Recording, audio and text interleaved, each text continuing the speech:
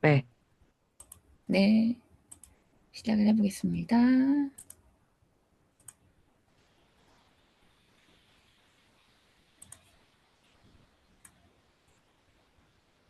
Hello, and thank you for choosing to listen to my talk, and especially thank you to Jeannie Park for inviting me to share my work with all of you. It's a real honor and pleasure to be able to speak with you today. And what I'm going to be doing is sharing kind of preliminary thoughts and research on a larger project that I've been working on for several years. The title of my talk today is Asia and the Construction of Eating Disorders as Western Diseases. What I'll be doing is exploring the role that Asia has played in constructing eating disorders as Western illnesses, focusing in particular on the early years of the so-called eating disorder epidemic, the 1980s and 1990s. I do this through two strategies. First, I look at several of the non-European countries that have traditionally been considered Western in eating disorder discourse in order to show how complex this category of the West was. And secondly, I explore the roles that Asia played in very general terms within Western European and American eating disorder discourse. Overall, my argument is that Asia has played a central role in the construction of eating disorders as Western. The presence of Asia or Asianness paradoxically has served to confirm the Westernness and thus the whiteness of anorexia nervosa in particular. So rather than being a lecture about Asia or Korea specifically, this is going to be a talk about the ways in which Asia shows up in a Western archive, essentially, a Western archive about eating disorders. I hope that this talk provides some insight into the modern emergence of this psychiatric category of eating disorders. There's been a great deal of work on the ways in which these diagnoses have been constructed as gendered, as exclusively or primarily female illnesses. And people have pointed to many of the ramifications of this fact, including, to name just a few, the fact that men are and have long been underdiagnosed, the fact that diagnosis and treatment have long been shaped by sexism and misogyny, and the fact that eating disorders have often not been taken as seriously as other illnesses because specifically they are sicknesses of young women. And of course, I agree with all of these points. However, there has been much less discussion of race in eating disorders, and specifically the way in which these illnesses were constructed as Western and white diagnoses. In my talk, I focus on the important role played by Asia and Asians in the role of eating disorders, arguing that the presence of Asia was crucial to this racialization of a diagnostic category of eating disorders. In particular, I'm focusing on anorexia nervosa.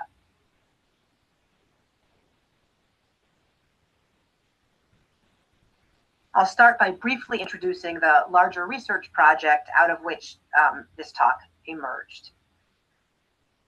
To give you a better sense of the larger questions that drive my research, I want to highlight two major research concerns of mine. So first of all, I want to just, as I said, explore my overall project. My project is titled Troubled Appetites, a Late 20th Century History of the Rise of Eating Disorders. It focuses on the years 1970 to 2000, which are the years in which eating disorders came to be defined as a central category of psychiatric illness, one that was made up of the three primary diagnoses of anorexia nervosa, bulimia nervosa, and some form of, binge eating or overeating. My project approaches this topic as an interdisciplinary topic. My research has focused on medical, feminist, literary, and pop cultural primary sources. So part of what I'm trying to do is understand this as not simply a medical topic, but as a larger social and cultural problem that emerged. In the course of my research, I've conducted several dozen interviews with senior practitioners as well as former patients from this era, and that those conversations have also really informed my approach to the topic. And my archival research has included substantive content from 9 countries, and I've also tried as best I could to gather material from dozens of other countries as well. So I'm doing my best to get as wide a range as possible. For today, I'm going to be focusing really on the 1980s. And as I mentioned, thinking about the category of Western in psychiatric diagnoses. Particularly, I'll be exploring how race, and I'm exploring the category of race through the concept of whiteness, operated globally in anorexia research, highlighting the multiple roles that Asia has played in constructing anorexia nervosa as the paradigmatic eating disorder.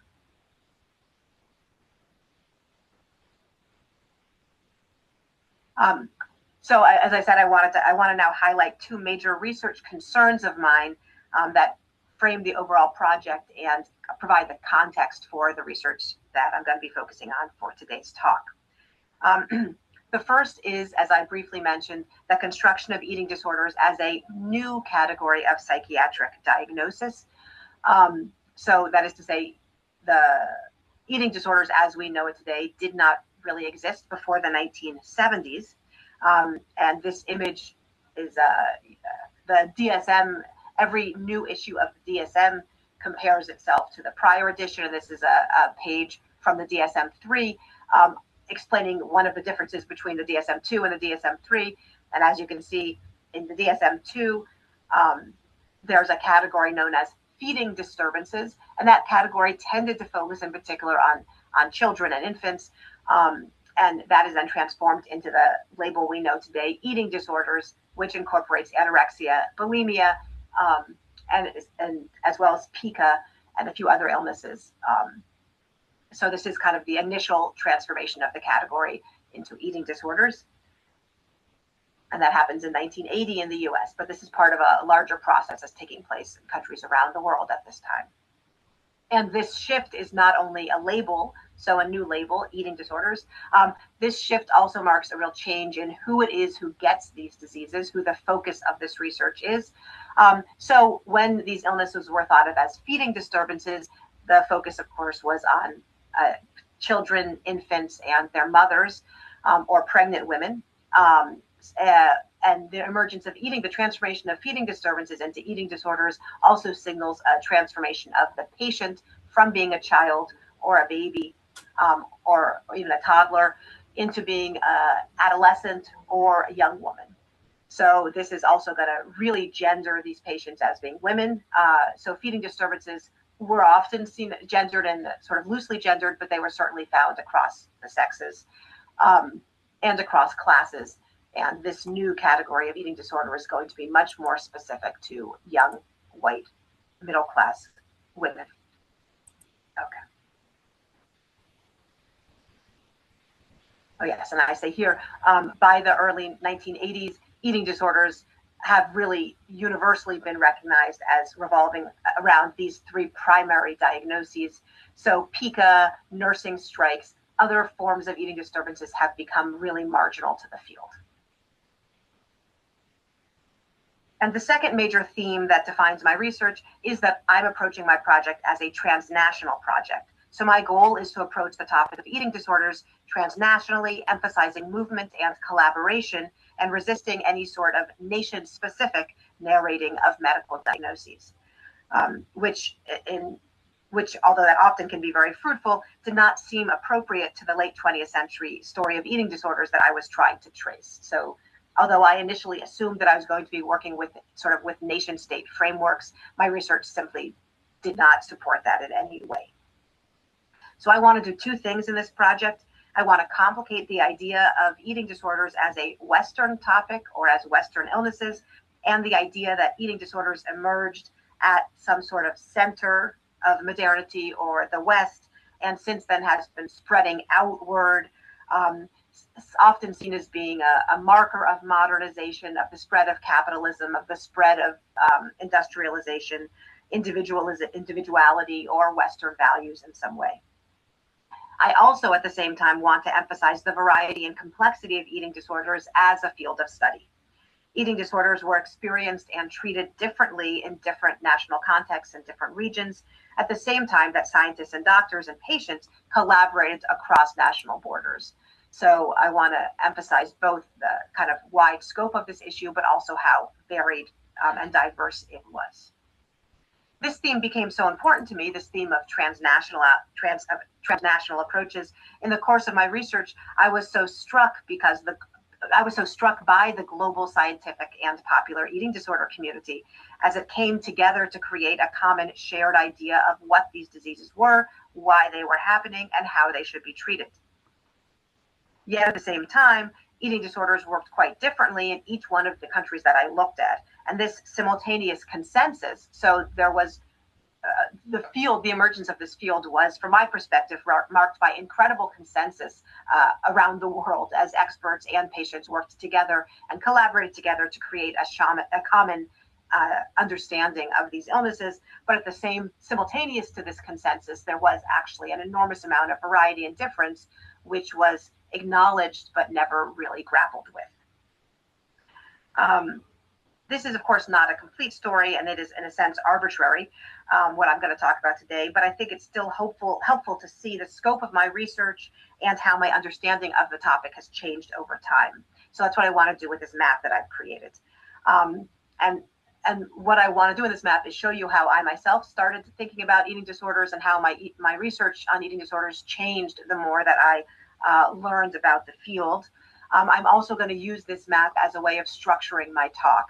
So walking through the different layers of how eating disorders were conceptualized and discussed through the world, across the world. Okay. So my own research began with the three nations that were really the kind of major leaders in research in anorexia nervosa in the 1960s and 1970s. So sort of at the very beginning of the field. And those three countries were Great Britain, West Germany, and the United States. They really worked together. They organized conferences, and they kind of shared expertise and exchanges in this era. And of course, they were the experts at a time when anorexia was still a quite obscure and rare illness. So I started my research there.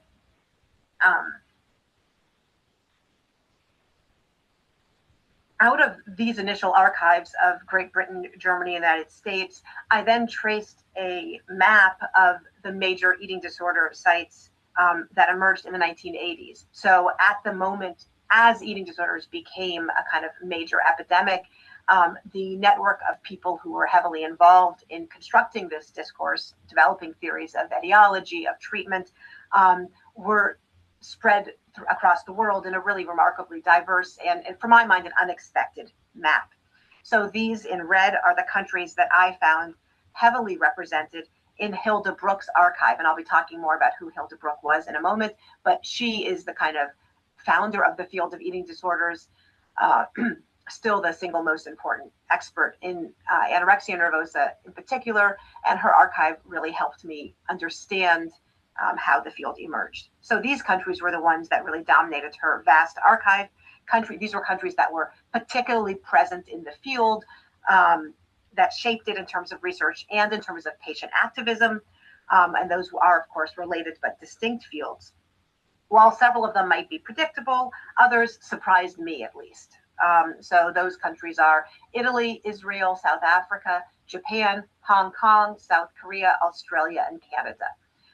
And there are a few other countries as well. So this is, of course, not a perfect list, but these are the countries that were referenced most frequently, that had that produced a lot of experts, did training modules, et cetera, et cetera.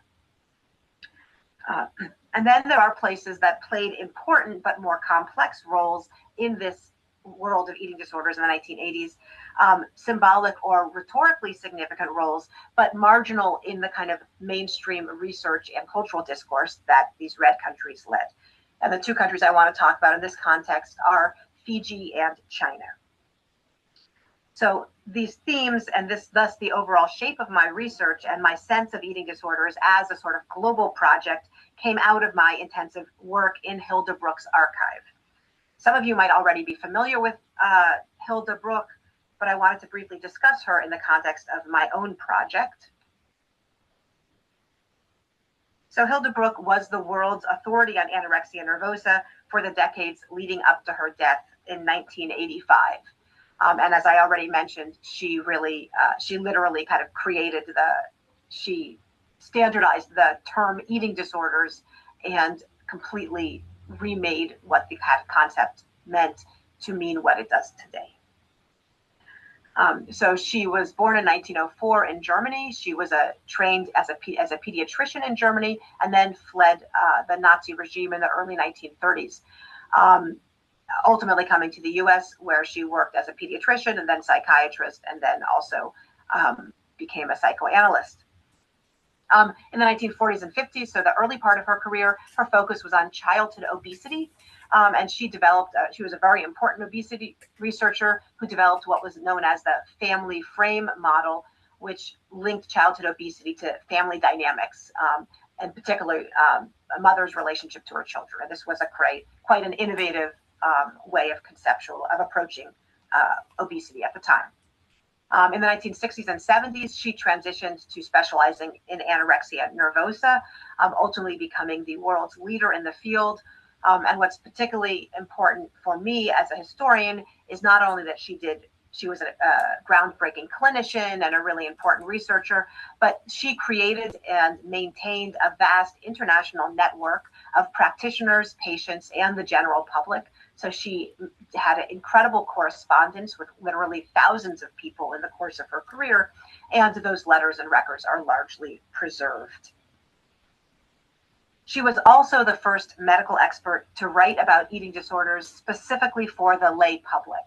Indeed, she spoke so frequently to the media that she was dubbed Lady Anorexia in American media. Her role reached beyond simply serving as the field's most prominent spokeswoman. Because of her seniority, her international connections to Europe, to Asia, to South America, as well as across North America, and her wide-ranging intellectual interests, Bruch was at the center of a new web of knowledge transfer that linked individuals, patients, doctors, and the general public across space and time. Her 1973 book, Eating Disorders, Anorexia Nervosa, Obesity, and the Person Within, and that's the red book on the left side of the screen, represents the crucial moment in constructing the category of eating disorders that I explained in the past few minutes. So this is her argument that overeating and anorexia are in fact two forms of a similar illness, what she calls eating disorders. In the book, Bruch defined anorexia nervosa and obesity, and I should specify not all forms of obesity, a particular form of psychiatric obesity as core eating disorders, conceptualizing anorexia as, quote, the grotesque mirror image of obesity. So this idea that overeating and undereating were both forms of the same illness or the same category of illness was revolutionary at the time. While Bruch had enjoyed an international reputation, at least since the publication of Eating Disorders in 1973, so the book was very, very well received, and there was almost no meaningful rejection of her idea. It was seen as being very persuasive. It was her 1978 book, The Golden Cage, The Enigma of Anorexia Nervosa, that transformed her into a minor celebrity. And here we have a translated edition. The green book there. And so this book was published in dozens of countries around the world. After the book's publication, Bruch was interviewed by journalists, appeared in TV and radio shows, and was the subject of a feature article in People magazine in the US, where she declared publicly that anorexia was, quote, the hottest disease to have right now. So I just wanted to give you a sense of the of Bruch's particular focus on creating networks of communication, and she simultaneously was maintaining these kind of conversations and these dialogues across a wide array of audiences. The Golden Cage not only taught people what anorexia was, it gave readers a specific language with which to describe and interpret their illness, especially for readers with disordered eating, scores of whom self-diagnosed after reading her book. Bruch's writing shaped their experience and understanding of their sickness. Her archive contains hundreds, maybe thousands of letters attesting to her book's influence in the late 1970s and 1980s. Indeed, the book created a new transnational community, enabling readers to be part of a diagnostic, but also social and emotional category of eating disordered people, or anorexics, who usually self-identified, echoing Brooke's description, as white, upper middle class, and intelligent young women. In 1979, a, quote, former anorexic from Argentina felt, quote, very fortunate to learn about my illness by reading your book. Another writer from Cologne in Germany claimed that, quote, it's only for the reading of your book, The Golden Cage, that I know I am anorexic, unquote. Many letters articulated the ways in which the book circulated between patients, parents, and other lay communities. A Canadian teenager read the book because it was, quote, referred to me by another anorexic girl, while one woman writing from her hospital ward claimed that, quote, every anorexic in this hospital has ordered or is trying to find your book. These quotes, selected almost at random from Book's archive, attest to several things. First, they reveal how individuals, mostly adolescent girls and young women, learned to see themselves as anorexic, and thus as suffering from an eating disorder. And these, of course, are Hilda Brooke's terms. They attest to the significance of diagnostic labels for seeking out treatment. Many letter writers stated that they sought treatment only after they realized they had an illness, and they only realized that after reading her book. They also reflect how intimate and personal these textual relationships felt to the people reading this book. The idea that Hilda Brooke knew them because she described them permeates these letters. Brooke thus did not simply develop a diagnostic theory or challenge conventional wisdom. By teaching people what they had, an eating disorder, and what they were, anorexic, her writings and the letters that they inspired reveal the intimate relationship between reading, writing, and self-understanding that was central to the construction of post-war eating disorders. Her archive also includes hundreds of letters dating back to the 1950s, from doctors and patients from New Zealand to Saudi Arabia, asking for advice and sharing observations. These constant requests compelled Brooke to serve as a sort of eating disorder clearinghouse, and she worked tirelessly to connect desperate patients with a small but growing number of specialists. Brooke's network was truly global. In 1980, for example, she wrote an Italian colleague in search of a Spanish-speaking therapist who would treat a Mexican anorexic who would be studying abroad in Florence. In another letter, Brooke gave the address of an Uruguayan colleague whom she had met at a conference in Copenhagen to the Peruvian mother of a young anorexic girl in search of specialists in South America. It was working in her archive, tracing the movement of her publications and personal correspondence, that formed the base of the map that I showed a few minutes ago. Okay, and so that was kind of general context. Now for the rest of my talk, I'm going to move through the different layers of my research as represented in the map I discussed already. So as I mentioned, I began my research with the three countries that I already knew were leaders in the field at the moment when eating disorders was really becoming a major presence: the United States, West Germany, and Great Britain. And I've included the names of the kind of main,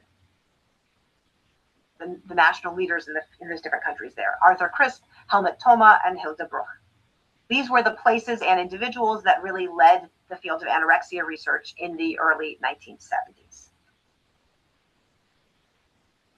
In 1970, anorexia was still an obscure diagnosis, scarcely known of outside a small community of specialists.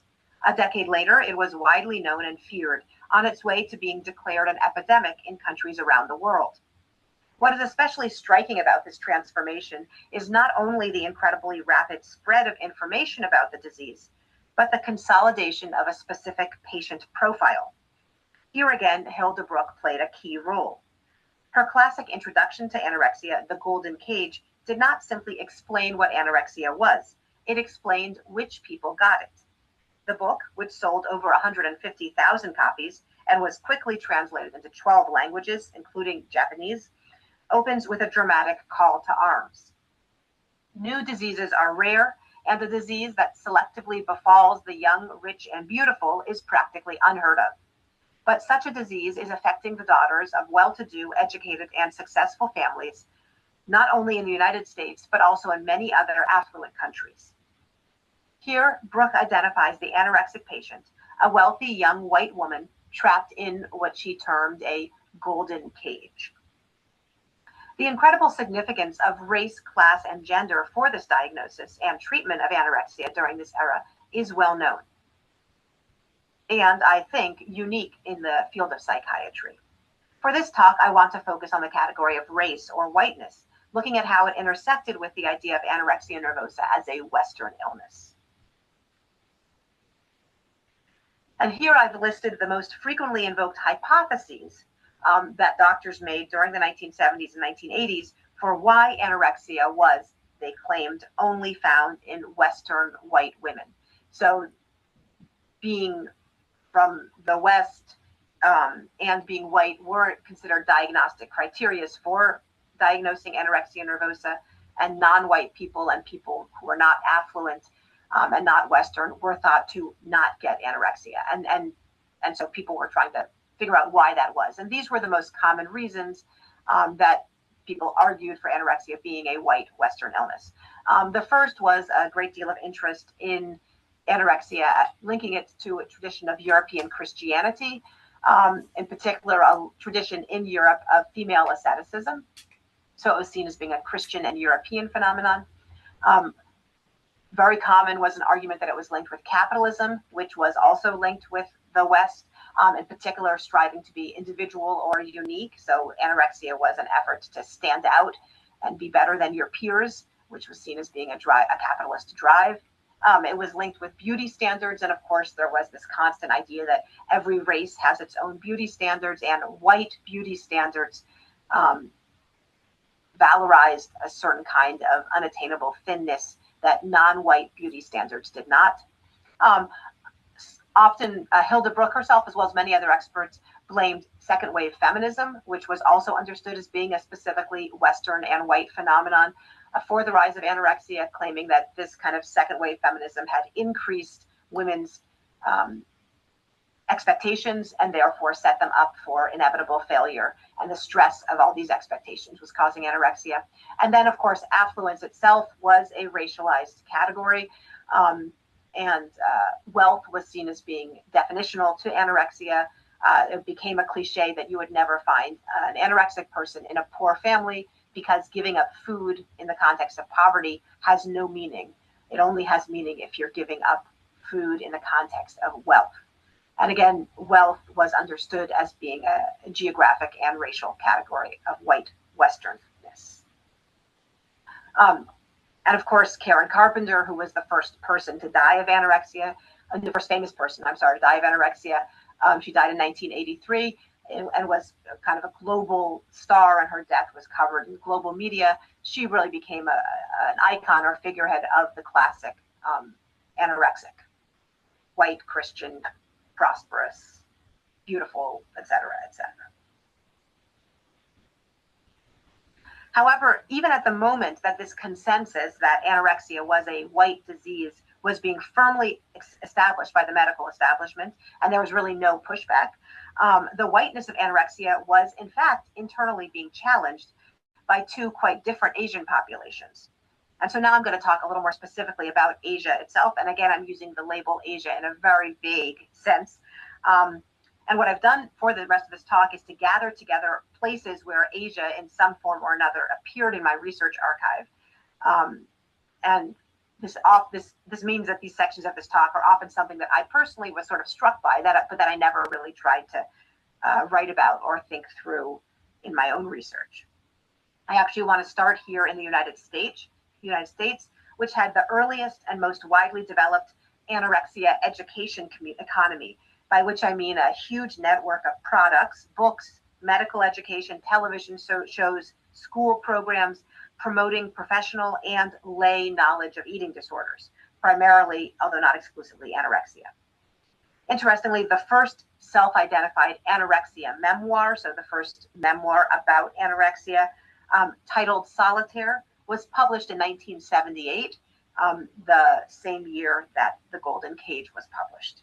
It was also unexpectedly a bestseller, very well reviewed and widely recommended, and it remained a very important memoir for years after its publication. The book tells a story that in many ways encapsulates the Golden Cage model of the illness. It has an attractive and successful straight A narrator who develops the illness as an adolescent and struggles to overcome it while a student at an Ivy League university. However, the author is not a blonde, white, golden child.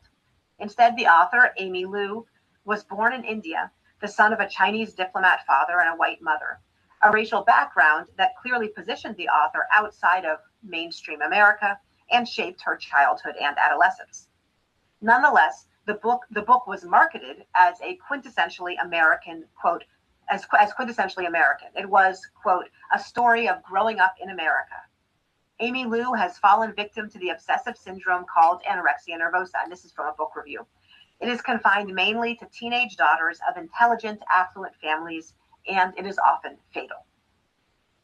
Although the author's Asianness emerges in the text as a source of tension and shame during her adolescence in white American suburbs, it is never directly thematized, and the dozens of reviews and author interviews all implicitly frame the author as white. In an interview I conducted with Amy Liu last year, and I suggest she went on to develop a career as a successful author and eating disorder advocate based on the success of this early book. Liu acknowledged the significance of her Chineseness for her own identity, but denied its relevance to her history of anorexia. Strikingly, another early best-selling anorexia memoir from this era, published about a decade after Solitaire, was also authored by a Chinese-American woman, Judy Tam Sargent, and her book was called The Long Road Back. Similarly, as you can see in the title here, this is the compelling story of a young woman growing up in America. So this kind of, these girls are seen as icons of Americanness. In my research, I've identified 5 nationally successful anorexia memoirs published in the US during the 1980s, with Liu being the first. Of these, 2 were authored by Asian Americans. Rather than simply echoing Brooks' golden cage model for these Asian American writers, anorexia's association with a compulsive work ethic, an enmeshed family, and above average intelligence explained anorexia. These were the stereotypes that established Asian Americans as a model minority, a quite different narrative than the golden cage narrative that is articulated in Hilda Brooks' story. So even though these narratives have overlap with the golden cage story, they actually have a quite distinct way of conceptualizing what it means to be an anorexic woman. Studies routinely grouped Asian Americans with white Americans in studies of eating disorder prevalence, opposing whites and Asians to African Americans and Latinos, who were thought to be protected from the illness by their cultural and racial backgrounds. Even when studies found that Asian Americans, in this context, usually Chinese and Japanese Americans, had higher rates of eating disorders than their white peers, this data only reinforced the idea that anorexia was a white illness. And I now want to move from the United States to Great Britain. In Great Britain, it was the country's South Asian community, particularly Indian and Pakistani immigrants, that was being diagnosed with eating disorders. Yet again, the whiteness of the illness continued to be standard assumption. The fact that large numbers of poor women of color were being diagnosed with anorexia and bulimia in the 1980s came as a shock to me when I first encountered it in the work of the Women's Therapy Center. The Women's Therapy Center was opened by the feminist psychoanalyst Susie Orbach in London in 1976 to offer mental health support by women for women, and particularly focusing on women who lacked access to care. And from its founding, it had a particular focus on eating disorders. So Susie Orbach herself became an international feminist icon with the publication of her classic text on compulsive overeating, Fat is a Feminist Issue. She also treated Princess Di during her struggle with bulimia, cementing her status as Britain's most famous therapist during the 1980s and 90s.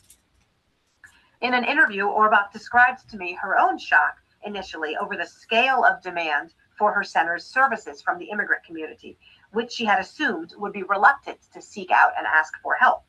She was also struck by how many of these women struggled with disordered eating. She and her colleagues described their findings in publications and at professional conferences regularly, and Orbach remembered the disinterest and frequent disdain that they encountered from the psychiatric establishment during the 1980s. I also found multiple letters in British medical journals from Indian psychiatrists working in both India and Great Britain, corroborating higher than expected rates of anorexia and bulimia in those populations. Despite the training and clinical success of Women's Therapy Center staff, it proved easy to dismiss an explicitly feminist women's therapy collective focusing on poor and otherwise disenfranchised patients.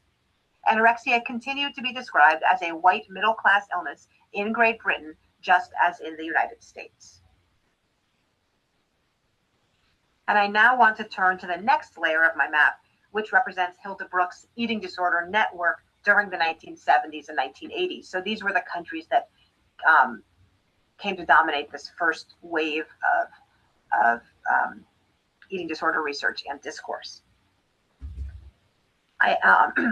So I'm not going to talk about all of these countries, but I'm going to focus on, I'm going to talk briefly about these countries, I should say. Okay. And these were the countries that I had most primary source material from. So I actually want to start in Europe. Western Europe was generally described in the literature as a monolith. So along with the US, Western Europe was always the hub of eating disorders during this era. However, in my research, I was surprised by how varied the eating disorder scene was even here in Western Europe. For example, I was struck by the fact that the country that produced some of the most significant work on anorexia outside of Great Britain and Germany was Italy, a country that I had previously never thought of in relationship to eating disorder research. This was largely because of Brooks' collaborator and intimate friend, Mara Salvini Palazzoli, who was a very important figure in psychiatry at the time, although she is less known today. As I learned more about Palazzoli and the incredible influence that Italy had on the development of the eating disorder field, I was especially struck by how important family therapy was for treating anorexia, and even more so by how central anorexia was for the rise of family therapy. And here I have a couple of images of, here's an image of Hilda Brooks. She's seated at this table here, and Palazzoli, who is speaking at a conference they gave together in Italy in the late 1970s. They were very, very close friends. They visited each other regularly, and they exchanged research and gave feedback and supported the translation of one another's works in their respective languages.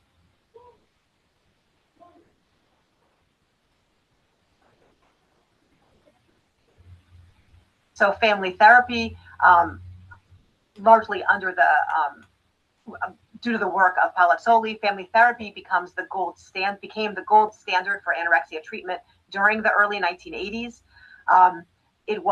And family therapy meant treating an entire family rather than just the patient. It was difficult to implement, complex, expensive, and highly idiosyncratic. So there were several charismatic therapists who were kind of leaders in the field, but it proved fairly difficult to train other people in their methods. Ultimately, family therapy had and actually still has the best outcomes for eating disorder treatment, particularly for young patients, but it was nonetheless displaced by CBT, which is preferred by insurance companies because it's much cheaper and it is short-term. It's simple short-term therapy. So the idea that the family was at the root of specific psychiatric illnesses, and that even more radically, that the family needed to be treated to enact a cure. So this is a kind of premise of family therapy itself, was clearly rooted, I think, in the generational conflicts that marked the 1960s and 1970s. Indeed, when I noticed that family therapy seemed especially successful in Germany and Italy, and also in Japan, I wondered if there was any specific aspect of generational conflict linking the former Axis powers and making them, encouraging them to struggle with generational conflict and the meaning of the family or the health of the family in psychic or psychological terms. For these early pioneers in family therapy, it seemed clear that the rise in anorexia revealed a profound sickness within the Western family. And this is an article from the New York Times showing kind of the main figures in family therapy. On the right side of the screen is Mara Salvini Palazzoli in her kind of classic pugilistic pose, ready to battle out for her theories. And then in the middle of the screen is the other really major figure in the field, Salvador Minuchin, who was a Argentinian, also a Jewish Argentinian therapist who worked for much of his career in the United States as another major figure in family therapy, and who, like Palazzoli, specialized in particular in anorexia nervosa.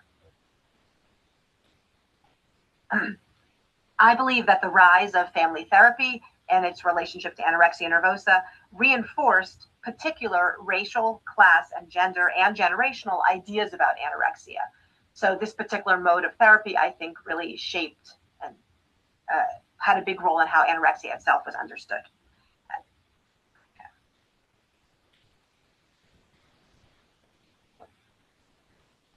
To illustrate this, I wanted to show, sorry. To illustrate this, I want to show a short clip from a film by Salvador Minuchin, a colleague of Palazzoli's. This was a training film for a clinical audience. So what these therapists would do is they would record themselves treating a family, and then they would circulate these films so that other clinicians could watch and learn from their techniques. It records several, this is a recording of several sessions treating the family of a girl with anorexia, as you'll see. I'm only going to show the first couple of minutes, which introduce the members of the family and give you a sense of Minuchin's kind of famous provocative style. So he tends to, aggressively plays a devil's advocate in his mode of therapy. And in the video, you can really see, I think, how this form of therapy positions him as a foreign-born, so he's a heavily accented Argentinian Jewish therapist, working as a sort of external healing figure for this sick but quintessentially American, and by that I mean white and Western, anorexic family. So you can see the kind of ways in which an anorexic families are racialized and cast as Western, but by means of family therapy.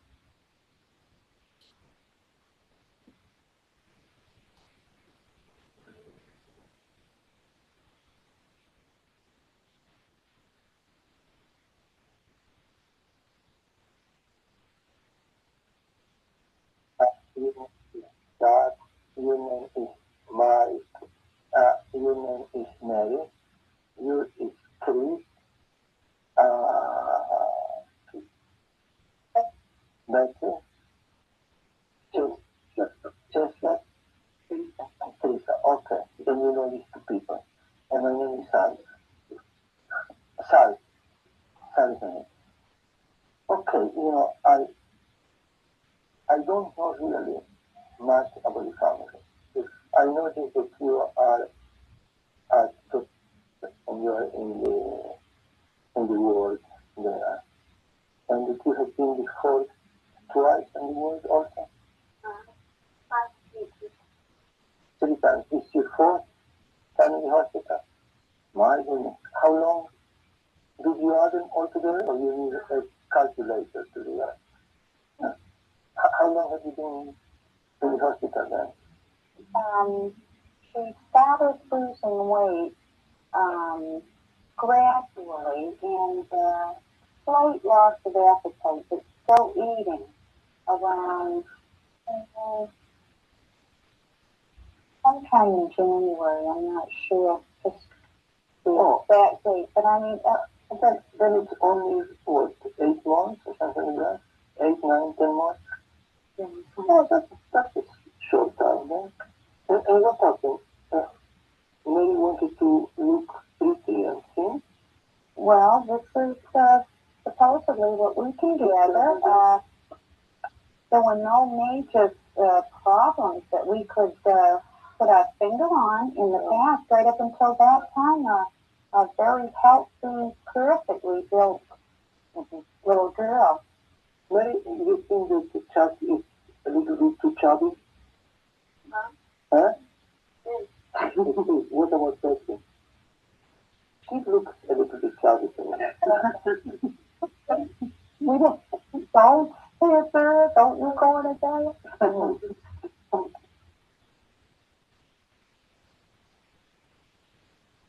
So I find that film really particularly provocative as a way of kind of situating a certain pathological white Western family as an anorexic family. Very interesting. Okay. I now wanted to briefly discuss two non-European countries that were routinely included in lists of Western and white countries with high rates of anorexia nervosa. So again, anorexia nervosa was described as being white and Western, and therefore all the countries that had anorexia were de facto considered to be white Western countries. And the two countries that were particularly important in this way were Israel and South Africa. Generally, I think it's significant that these two extraordinarily violent and explicitly racialized countries had such significance in the history of anorexia, which is also something I did not anticipate when I began my research. And particularly that these countries of Israel and South Africa were really important, I believe, in the construction of anorexia as a Western and white illness. So let me start very briefly with Israel. Israel has long had one of the world's highest rates of eating disorders. As a result, it has a well-developed treatment community economy, and it has played an important role in the global psychiatric eating disorder community.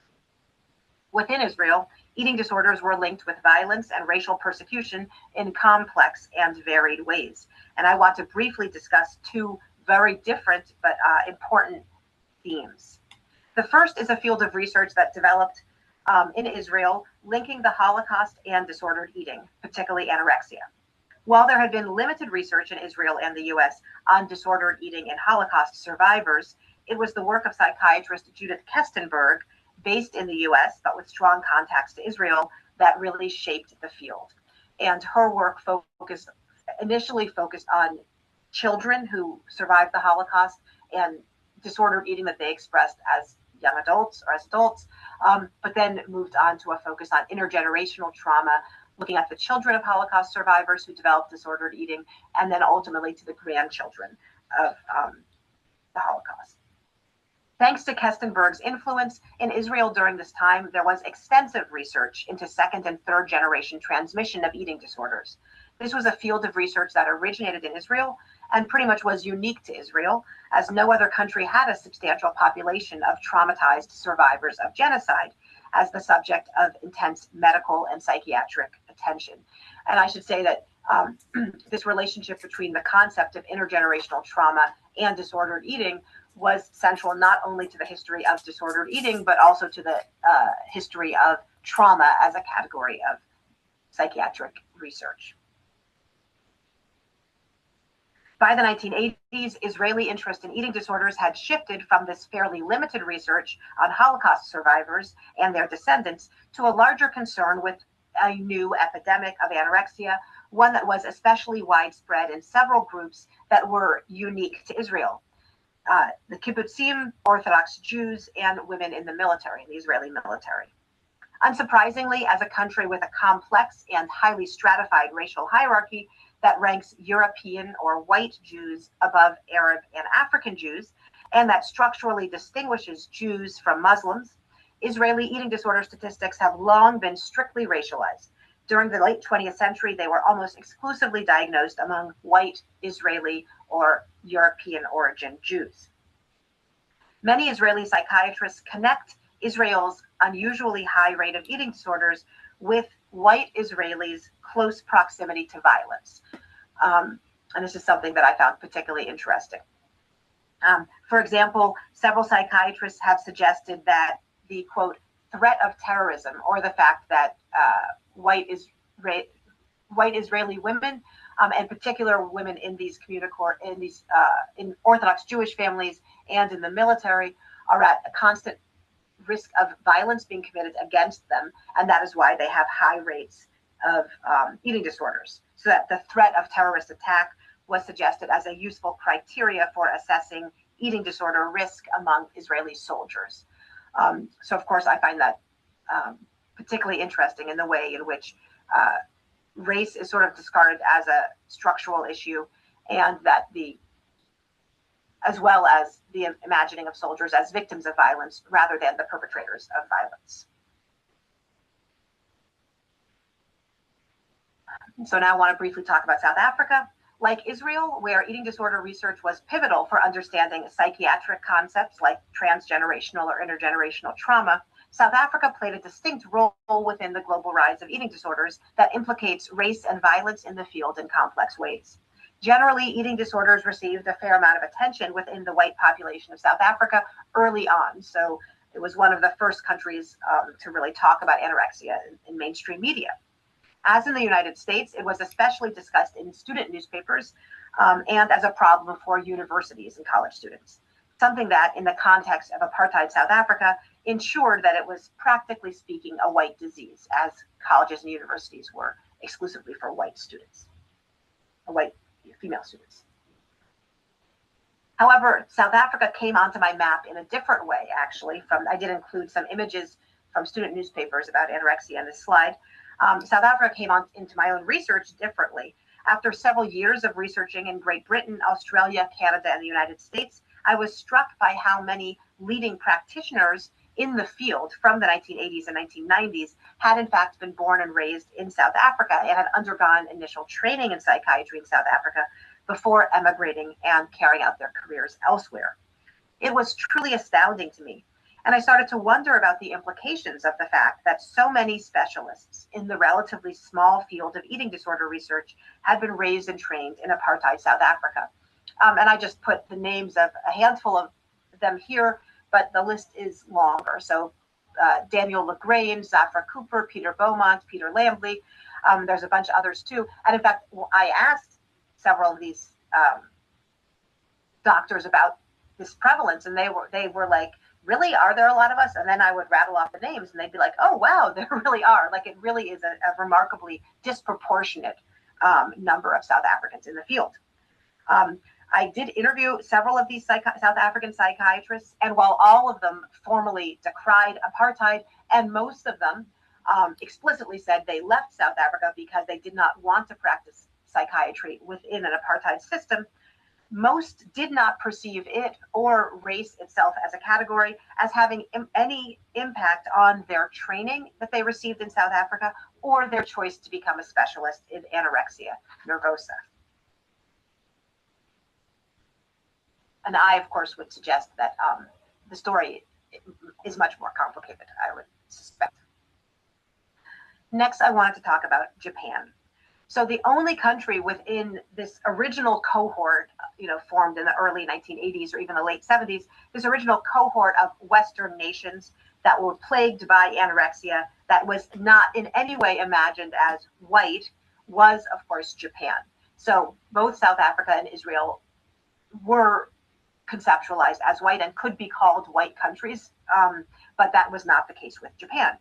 In fact, when we look at the list of possible causes for anorexia, almost none apply to Japan. And I just recreated this list from the opening of the lecture. Something psychiatrists talked about a lot. So they really grappled with this, like, well, they don't have capitalist individualism and their beauty standards are different and there's no feminism and blah, blah, blah. And interestingly, there were efforts to kind of overcome these differences. For example, one particularly funny one I just came across recently, the West German feminist theorist of anorexia, Christina von Braun, argued that Japan's high rate of anorexia was connected to the country's receptiveness to Christian ways of thinking and thought traditions. So even though Christianity was not a majority religion, the fact that the country had been receptive to Christianity is the reason why there was such high rates of anorexia. Nonetheless, in a timeline that perfectly correlates with that of the United States, Great Britain, and Germany, the number of anorexia patients in Japan doubled between 1976 and 1980. In 1981, the Ministry of Health, Labor, and Welfare developed the first official research committee for anorexia nervosa, conducting regular national surveys throughout the 1980s and 1990s. In 1985, the country's leading anorexia expert, Hiroyuki Suematsu, and this is an image from one of his articles about anorexia nervosa, and this kind of schematic depiction of anorexia and its relationship to other mental illnesses there are many versions of this in the transnational literature on anorexia from the time, described anorexia as, quote, one of the diseases which is attracting more and more attention these days. By the turn of the century, Japanese psychiatrists were regularly asserting that, quote, eating disorders among the female population in Japan are as common as in America and Europe, and that, quote, both the terminology and image of the illness are already in common parlance among young girls in Japan, so that ordinary people in Japan know about the disease and talk about it just as they do in other parts of the world. Throughout her post-war career, Brooke had enjoyed an especially strong professional relationship with Japan. She attended international workshops and conferences there throughout the 1960s and 1970s, and her work was regularly cited and debated in the earliest Japanese writings on anorexia and kibarashu gui, what would later be termed bulimia nervosa. So this is the Japanese term for bulimia. One of her favorite students was Matsuo Sakamoto, who studied under her in the mid-1960s in the United States, and with whom she maintained correspondence for years after he returned to Japan. Having spent several years learning psychotherapy techniques from Brooke, including a specialization in the treatment of anorexia, Sakamoto decided to open a, quote, high-class private office based on Brooke that, according to Sakamoto, was one of the first in Japan to primarily focus on psychotherapy.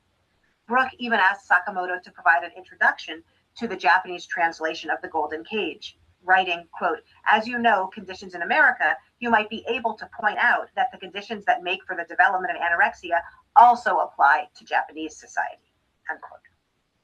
Western experts were interested in the quote-unquote paradox of anorexia in Japan and addressed it in different ways. Brooke was herself struck by the rise in eating disorders in Japan. She hypothesized that the rapid industrialization of post-war Japan had severed the modern Japanese family from its traditional values without any actual emancipation, defined as the adoption of modern ambitions and values. So even though they didn't have the modern individual Western pathological family, the simple act of rupture was enough to prime them for anorexia.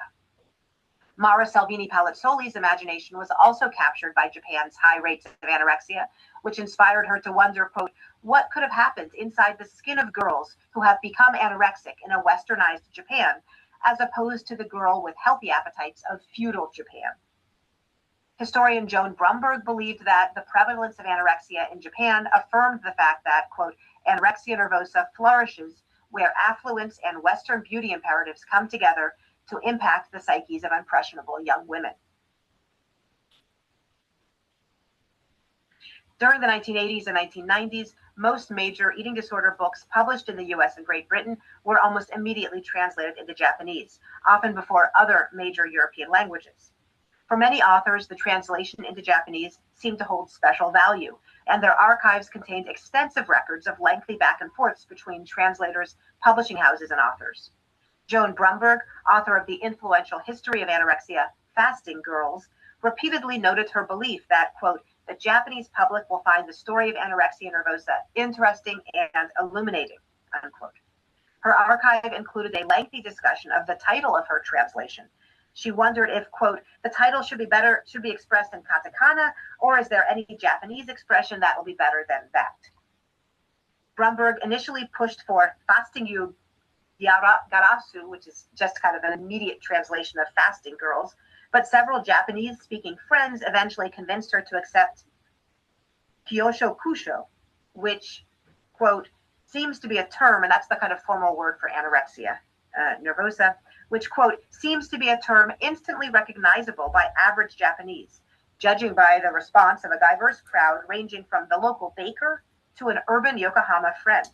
Although 10 and even 5 years ago it may have fallen on deaf ears, these days it seems to be the equivalent of anorexia in English, instantly recognizable by men and women, and apparently not smacking of professional or dry jargon at all. It seems to have entered the Japanese vocabulary with the widely publicized death of Karen Carpenter in 1983. So already by the mid-80s, anorexia, the Japanese term for anorexia nervosa, has become intimately familiar to the wider public. However, while some Japanese psychiatrists asserted a link between Americanization and anorexia, seeing the rise of eating disorders as proof of the Americanization of post-war Japanese society, many resisted this narrative of Westernization. For example, several articles identified a Japanese origin story for anorexia nervosa, citing a medical textbook dated to 1788, which included Fusioku no Siu, or anorexia condition, a rare psychiatric illness primarily afflicting women who refuse to eat and would vomit if forced to do so. This description predated by about a century the British and French case studies that are generally cited as ushering in the modern history of anorexia nervosa. Japanese psychiatrists not only offered a non-Western origin story for anorexia, they also tended to shift focus away from gender and more to questions of youth and generational conflict, focusing on age as the determinant factor. In a 1988 article, Dr. Yataka Suzuki blamed the recent explosion of eating disorders on the general unhappiness and malaise amongst Japanese schoolchildren, highlighting a lack of playgrounds, adolescent loneliness, and lack of youth socialization as causal factors. Many doctors emphasized post-war dietary changes among youth. In Japan, quote, the discrepancy in eating habits between the younger and older generations is bigger than that of any other country in the world. It is as if the two groups come from different cultures, said one psychiatrist. They blamed the rise in junk food consumption, which was explicitly and implicitly seen as Western food, for the rise in anorexia and bulimia. Other studies linked anorexia with school refusal and other forms of delinquency, similarly casting these illnesses as age-specific. This emphasis on generational identity rather than gender also shaped the Japanese interest in family explanations for anorexia, which frequently blamed the father for having a weak character or being immature, thus rendering him an inadequate head of family, rather than focusing on gender tensions between the mother and the daughter, which was more common in the West. And finally, and then next, I wanted to briefly mention Hong Kong, another Asian region that was frequently mentioned as a Western, quote unquote, hub of eating disorders. And it was particularly cited in contrast with China, which I will discuss in a moment. Hong Kong also produced, as far as I know, the only major non-white eating disorder specialist among this first generation of experts, George Su. Su was born in Hong Kong and went to medical school there before moving to London to study with Arthur Crisp, the British anorexia specialist, who was one of the foundational researchers in the field. He worked in England for several years before emigrating to the United States, where he established an influential career at Tufts and the University of Pittsburgh. In his earliest work in the 1970s, Su established his interest in race, at the time quite unusual, with his early work on anorexia among Asians in Britain and on anorexia in non-Western countries, including Hong Kong, Japan, and Malaysia.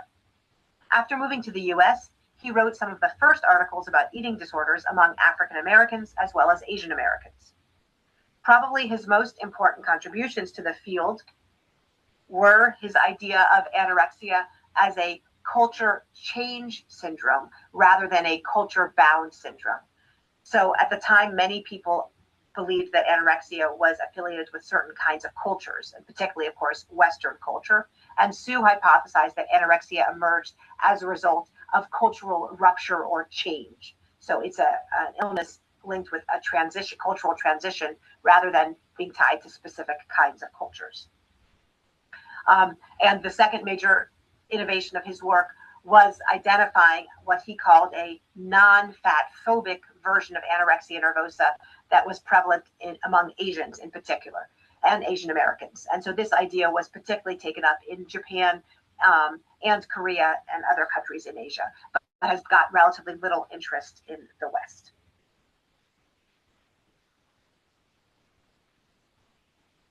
And for the last couple minutes of my talk, I want to very briefly talk about two very different non-Western spaces that were repeatedly invoked by eating disorder specialists during the 1980s as spaces that were simultaneously protected from eating disorders, but also highly vulnerable to eating disorders. In a sense, these places occupied important space in the imagination of eating disorder specialists, affirming the whiteness and Westernness of anorexia and other forms of disordered eating. The first, so those spaces are Fiji and China. So the first such space is China. During the 1980s, there was a great deal of interest in the problem of anorexia in China, something that seemed disproportionately titillating to European and American researchers. I suspect part of this is a sort of generic Orientalist preoccupation with the plight of Asian women, but it is also rooted in a Cold War context. In particular, China served as a counterpart to the initial list of Western values that defined anorexia. So we've talked about anorexia as being deeply linked with capitalism, with the ideas of affluence, hyper-competition, and individualism. And of course, China was a foil to that idea. I wanted to reference Susan Bordeaux, who wrote a very important article explicating anorexia as specifically capitalist illness. And then, of course, anorexia is seen as being paradigmatically linked with Western beauty standards and Western pop culture. Narratives of glamour, mass media, the self-absorption of women, sort of women as consumers rather than producers. And this idea is one of the most influential early kind of proponents of this idea was the feminist psychoanalyst Kim Chernin, who wrote The Obsession, Reflections on the Tyranny of Slenderness in the early 1980s. And in that book, she compared anorexia to foot binding. And this comparison is actually really interesting.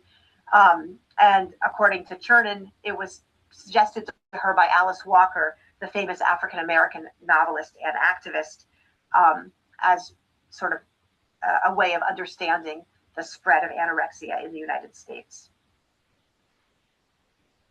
And on the right is an example of a Chinese documentary about anorexia, which was written with a lot of help, guidance and feedback from the Western experts who I've talked about already.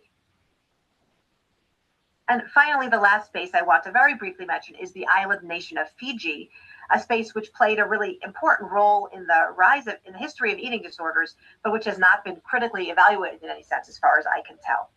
Fiji acquired this significance due to the work of a single researcher, the Harvard-based researcher Anne Becker, who was an anthropologist, who in the early 1980s became interested in exploring body image in non-Western societies. She ended up in Fiji, noting, quote, the virtual absence of eating disorders among indigenous Fijians. Eventually, she wrote a book documenting girls' body image before and after the introduction of television at the end of the decade. So when she first went to Fiji, television was not available, and then television and specifically kind of broadcasts from the West were available at the end of the decade. Her primary conclusion that television played a pivotal role in shaping girls' body image became gospel. So her studies revealed that girls expressed almost uniform satisfaction with their bodies and had no disordered eating before the advent of television. And then within 3 years of television's introduction, there was almost ubiquitous frustration and disgust at their own bodies and an increased rate in disordered eating, both restricted eating and binging and purging. The Fiji study seems to offer inarguable proof of the role of mass media in the rise of anorexia and the importance of body image and Western ideals of beauty for the rise of anorexia. Becker and her colleagues did many follow-up studies of body image and eating behaviors in Fiji, testing assessment methods, theories of binging, and treatment modalities in what became the paradigmatic non-Western eating disorder space. And this is an image of this photo. It has Anne Becker in the center, surrounded by the young women who she was studying in her research in Fiji. Fiji, like China, thus played a key role in centering the narrative of anorexia and other forms of disordered eating as Western afflictions. So this was a very wide-ranging and kind of open-ended talk, but I hope to have conveyed a sense of how complex and global the early years of the eating disorder epidemic were. In particular, I wanted to highlight the ways that race and geography shaped medical and popular understandings of anorexia nervosa. Only after I had drafted this talk did it occur to me that much of what I'm discussing builds off or simply reiterates Edward Said's arguments about Orientalism and its centrality to Western self-conceptualization. What I hope to do in this talk is to have explored the ramifications of this Orientalist discourse for psychiatry and, of course, specifically for the history of the diagnosis and treatment of anorexia nervosa. Thank you very much, and I very much look forward to any questions or comments. 여러분 잘 보셨나요? 네. 너무 재밌었죠? 그리고 중간에 제가 봤더니 오타와 그런 것들이 막 눈에 띄어가지고 너무 마음이 아팠는데 AS 서비스로 인명이라든가 뭐 이런 중요한 컨셉 이름이라든가 이런 것들 정리해서 내일 중으로 다시 공유를 드리겠습니다. 네, 통역해 주실 사라님도 오셨고 잠깐만요. 앨리스님 들어오셨군요. 하이 앨리스. 너무 Hi, Alice. 좋았다고 말씀 전해주세요. Hi, Alice. Thanks for joining. My name's Sarah, and I'll be helping out with the interpretation today. And thank you so much for your talk. Thank you. 자, 그럼 이제 여러분들 오늘 강연 보시고 질문하실 거 있으면 챗에 적어주시거나 아니면 직접 말씀을 해주시면 좋겠습니다. 질문 있으신 Alice, so I think we're gonna wait for a couple of minutes for people to type in their questions. Yep.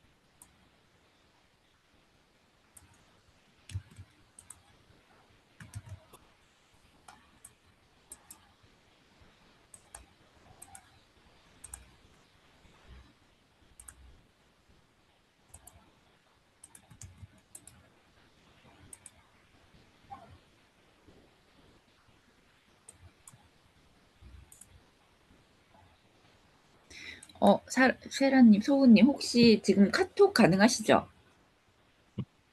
네. 제가 또 제가 여기 복붙은 안 돼가지고. 네네네. 잠깐만요. 영상을 한참 시청하고 난 다음에는 제가 채팅창에 카피앤페이스트가 안 되는 문제가 생기는군요. 잠깐만요. 좀 긴데요.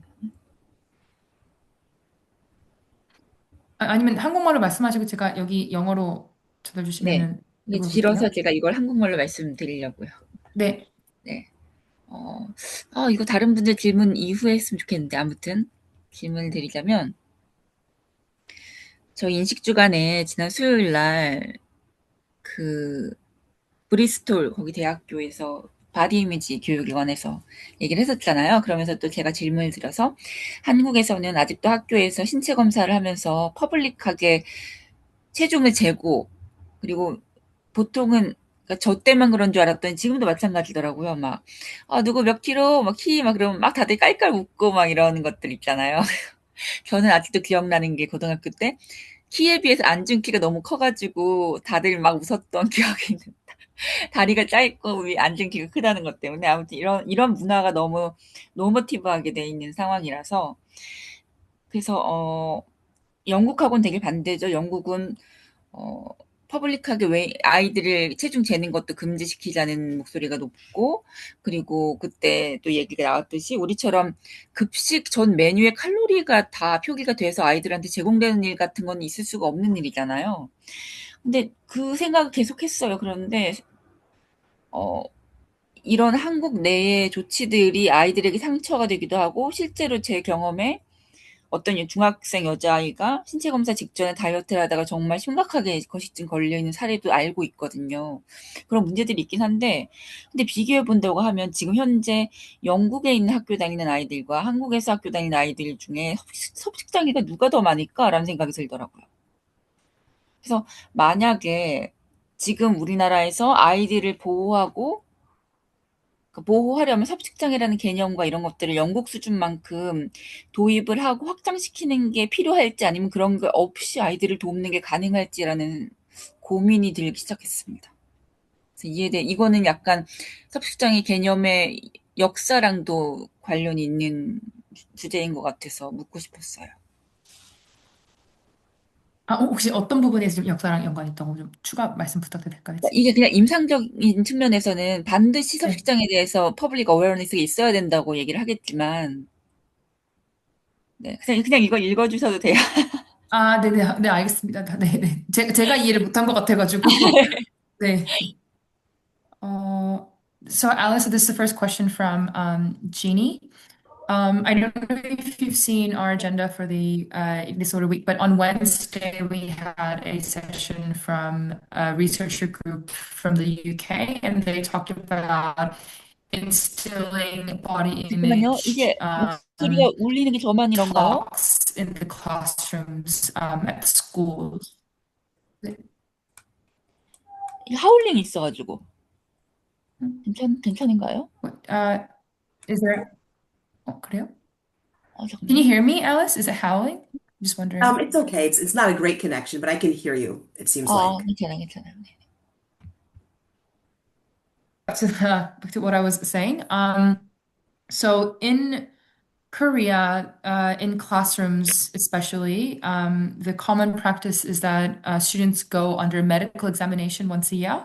And in that medical examination, students are publicly weighed and their heights are measured. And often, because that dialogue is very publicized, students might giggle and, they kind of might make fun, which kind of would make classroom children quite vulnerable and insecure. And because we also have the public canteen system, they also write down all the calories of the food they're given. So I think the point here is that the Korean students are more vulnerable to these kind of triggers, and the context is more likely to perhaps provoke such disordered eating habits because of the societal expectations. So Jeannie was wondering, if we compare that to, let's say, a classroom in the UK, and when we compare it, we feel like one subset of children would be more likely to develop such disorders. So I think the question is understanding the framework that you've shared historically, how we understand eating disorders. What is your comment on that, perhaps?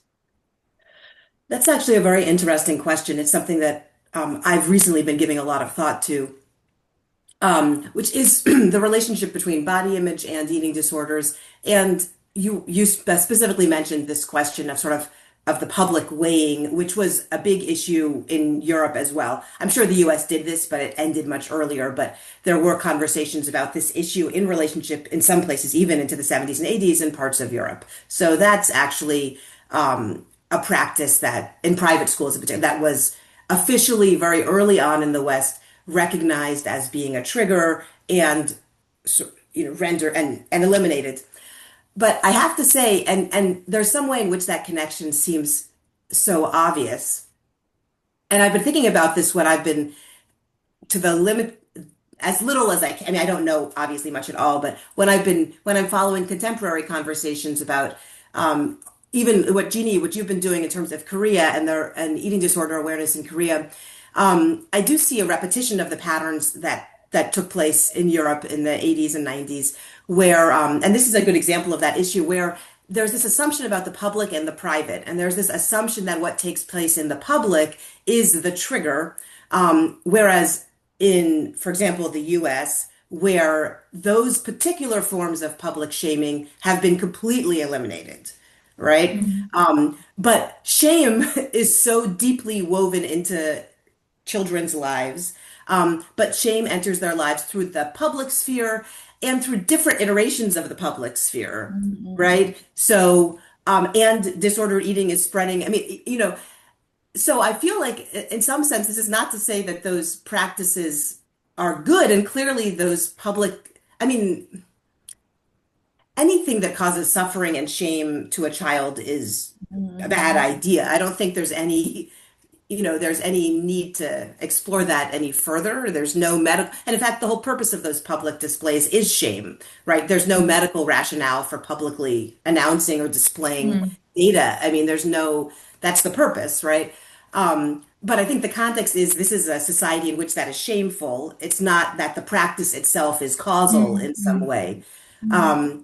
Because to be brutally honest, when you look at the US today, for example, in my mind, the most pressing issue, I mean, this is just my personal opinion, really, but overall, I feel like the most pressing issue for mental health among young people and even in general for mental health, I'm sorry, my cat is going to be, is the absolute lack of community, is the complete isolation of girls who with social media are, completely absorbed in their own bodies and body discourse with absolutely no, public, any meaningful, so the only reason I think it's a problem is I actually have recently been trying to articulate some sort of critique of this whole focus on body image as something that is socially constructed and that everybody aspires to. And once we, and with the idea that if we improve how we, like the cultural body image, we will diminish eating disorders, which seems so intuitive, but there's been no signs that that actually is true. You know what I mean? There's not been any, when magazines have images of heavier or skinnier women does not seem to correlate to any difference in terms of disordered eating. So my sense is that this focus on sort of images circulating in the public sphere, or in this case, even like information circulating in the public sphere as being a specific trigger for disordered eating, I'm not convinced that's the case. Which does not counter the fact that that's a wrong practice and has major impacts on people. But I don't know if that's the issue for disordered eating, I guess I would say, if that. Right. Well, that's a very, thank you. It's very nuanced, as you said, quite complicated at the same time. Yeah. I'll try to deliver that in Korean. 우선, 네, 우선 첫 번째 말씀 주신 부분은 지금, 그러니까 미국에서도 지금 현재 한국에서 시행되고 있는 뭐 그 교실 내에서 아이들을 이제 뭐 몸무게를 잰다든지 하는 것들이 미국에서 실제로 70년대, 80년대 행했던 프랙티스라고 합니다. 근데 이제 다만, 이 동양권 나라들보다는 먼저 이게 어떤 문제가 있다는 걸 인식했기 때문에 빨리 이러한 프랙티스를 이제 멈출 수가 있었다고는 말씀을 해 주셨습니다. 그리고 이제 뭐 한국에서 이제 지니님 같이 이제 저희 이런 섭식장 인식주간 운동을 하는 여러 가지 이 사회적으로 저희가 하는 행태의 모습들도 사실 서구권에서 이미 예전에 했던 어떤 유사점이 많이 발견돼서 어쨌든 우리가 조금 더 이제 나은 이 인식을 위해서 좀 나은 방향으로 가고 있다는 점은 또 한번 강조하고 싶다고 말씀을 해주셨고요. 두 번째 이제 파트로 넘어가서는 이 전반적으로 우리 대중이 하고 있는 어떠한 간주하고 있는 이제 부분은 그러니까 퍼블릭하고 이제 프라이빗을 나누셨는데 우리가 이 사회적 담론으로 사회에서 나타난 여러 가지가 그러니까 한 개인이 디스오더던 이팅까지 가는 데는 사회에서 트리거가 있었다고 믿는다고 합니다. 그 말은 우리가 뭐 학교에서 누군가 우리를 뭐 놀리거나 아니면 학교에서 몸무게를 재고 아이들이 낄낄 웃는 그런 걸 통해서 아이들이 그 약간 그 창피함, 수치심을 이제 받아들이는 건데 사실 우리가 나눠서 생각해 보면 몸무게 재는 것 자체는 그 프랙티스는 수치가 같이 동반되진 않지만 우리가 어떠한 몸에 대한 인식을 우리가 그러니까 뭐 예를 들어서 뭐 큰 몸이라든지 아니면 뭐 다양하게 우리 미의 기준에 따라서 그 컨셉이 어떤 수치심과 연관돼 있다는 걸 이제 구분해서 보는 게 중요할 것 같다고 말씀해 주셨습니다. 그래서 이 말씀을 해 주신 이유는 바디 이미지와 그 다음에 섭식장애가 항상 연관되어서 이제 우리가 사회에서는 말을 하고 있는데 사실 바디 이미지에 대한 인식이 좋아진다고 해서 이 식이장애가 없어질까라는 걸 우리가 한번 질문을 볼 수 있을 것 같다고 말씀을 주셨고요. 그리고 아직까지는 현존하는 연구들 중에서는 그 두 개를 연관을 짓는 에비던스는 아직 없다고 말씀을 해주셨고 예를 들어서 이제 본인이 생각하기에 이제 이러한 뭐 섭식장애의 어떤 큰 이슈가 미국 내에서는 이제 에스스님께 말씀하시기는 아이들이 그냥 집에서 혼자 이제 소셜 미디어를 하고 하는 오히려 이렇게 그 약간 공론화해서 몸에 대해서 이야기할 수 있는 장소가 오히려 없다는 게 조금 문제라고 말씀을 해주셨습니다. 그래서 각자 혼자서 이제 뭐 이 바디 이미지에 대해 생각을 해보게 되고 그다음에 커뮤니티가 없다는 점이 이제 가장 큰 어떻게 보면 섭식장애와 연관된 문제라고 인식을 하고 계셔서 결론적으로는 우리가 좀 그 두 가지 컨셉과 그다음에 하는 프랙티스에서 나눠서 생각해 볼 필요가 있을 것 같다라고 말씀을 해주셨습니다.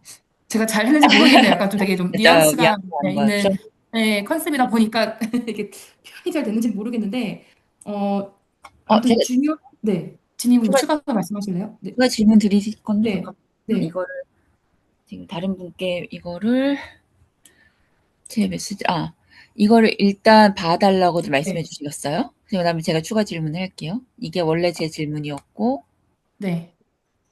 이걸 앨리스님한테 한번 봐달라고 말씀 주시고 어떤 거요?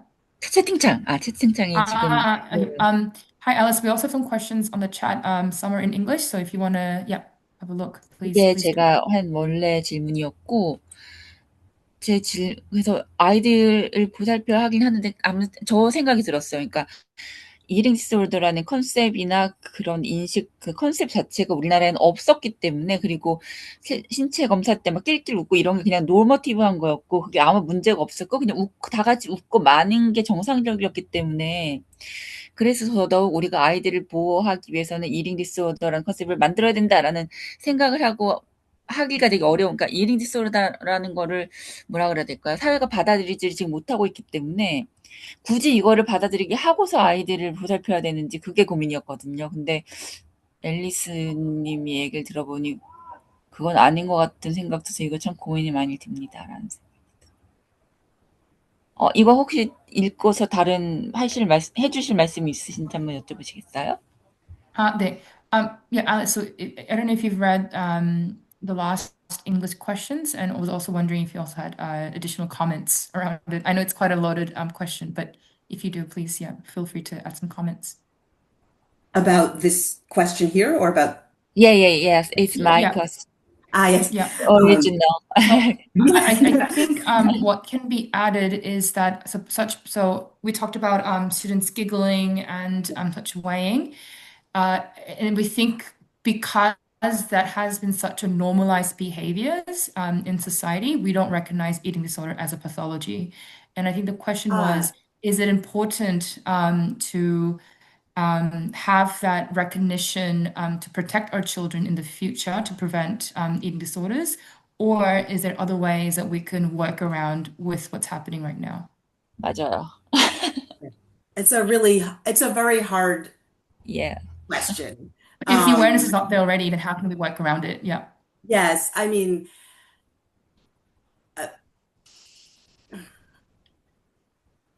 at some level, maybe one way to think about this is the complexity of gender in relationship to eating disorders, right? What's the relationship to women's status in society and disordered eating? And I say this recognizing that disordered eating is not at all exclusively a female issue. But I do believe that what's at stake is something that's really gendered. I mean, that's personally just my sense. And just because men and non-binary people are afflicted with these illnesses doesn't challenge how gendered it is. So first of all, I think the idea of protecting children is the wrong way to think about disordered eating. Disordered eating afflicts children, but then children grow up, and I think disordered eating is really a societal or systemic issue. I think one of the problems with the field of eating disorders is that eating disorders is always conceptualized as a problem of a certain constituency, if it's children or women or adolescents, rather than reflecting some larger crisis, which is how I tend to think about disordered eating. And in the chat, this question is something that I really think a lot about, right? Is it better to have everybody know about eating disorders and talk about them, be informed about them, or is it better not to? And it is interesting for me to speak, obviously, in Korea, which is it is not circulating, right, and coming out of the US in a place where it is so ubiquitous, neither of which is doing very well, right?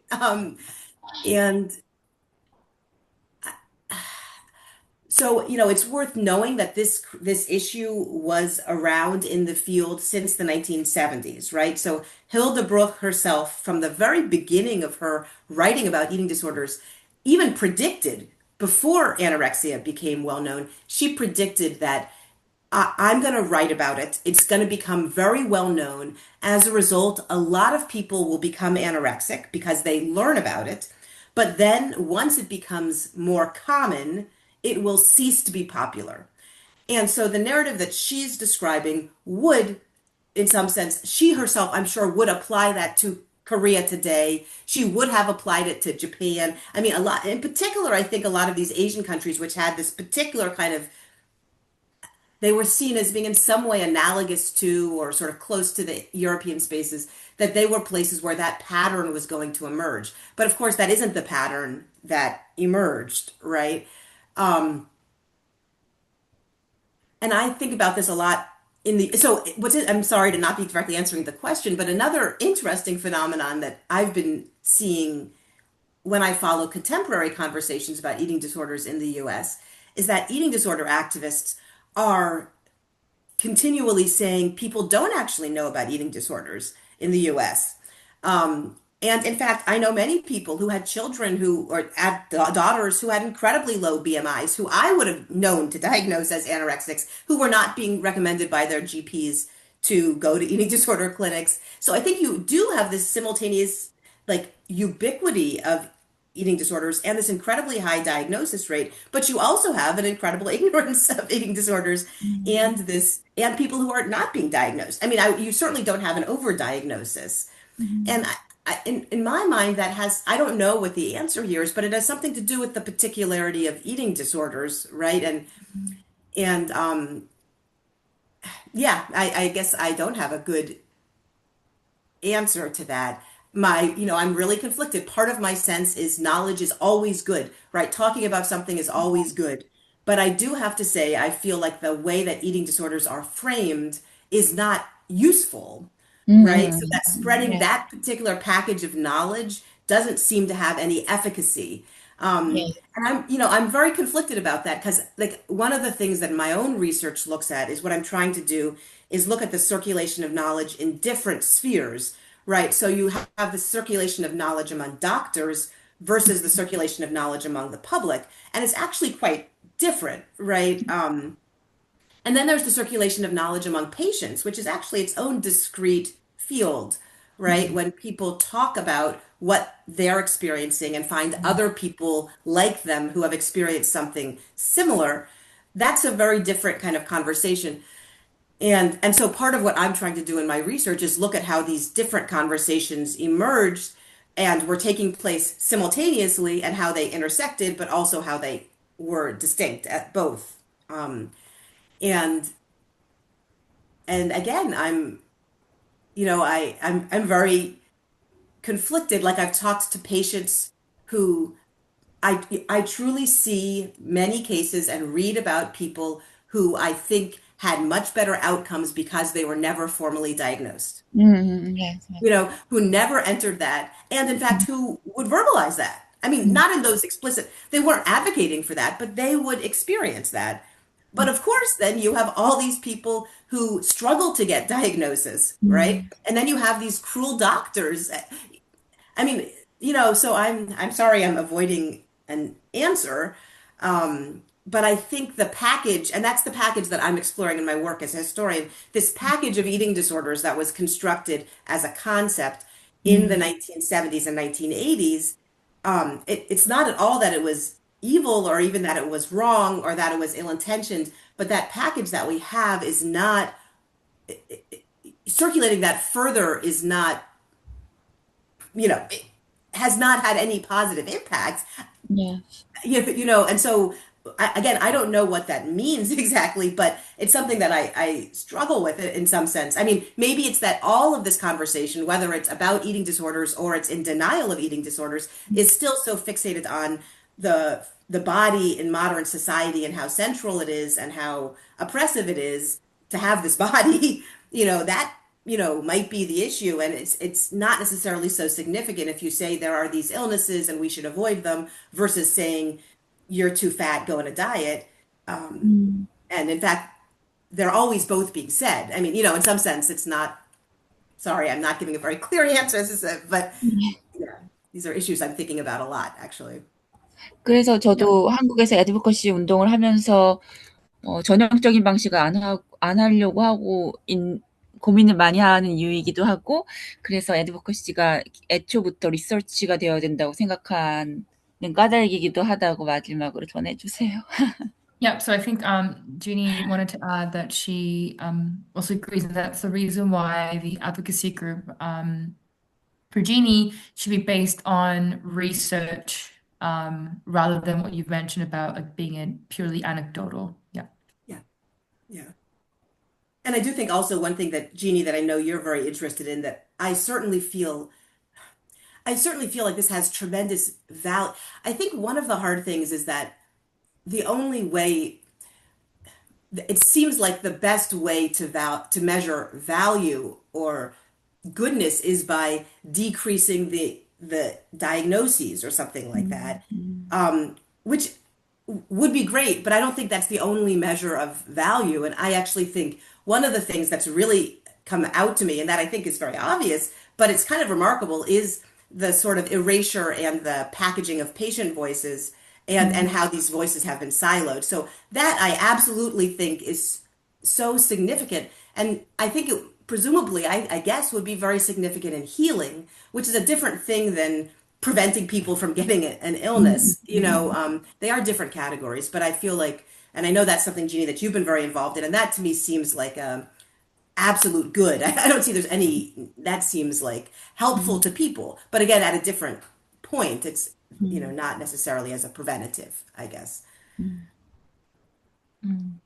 제가 간단히 그럼 서머리를 할까요, 지니님? 네, 네, 네. 간단히 가능할까요? 네, 우선 네, 답변을 이제 주셨고요. 사실 제일 먼저 말씀 주신 거는 이 이슈에 대해서, 그러니까 즉 우리가 어린아이들을 이제 어떻게 보호할 거냐에 대한 이슈도 있었고, 그다음에 섭식장애에 대한 인식 자체가 이제 부재한 사회에서 이 모든 사회 구성원들 우리가 섭식장애 인식을 시킨 다음에 변화를 일으킬 것이냐, 아니면은 이 자체만 우리가 변화를 시킬 수 있는 여지가 있느냐에 대한 이제 질문이 조금 중요했던 것 같고요.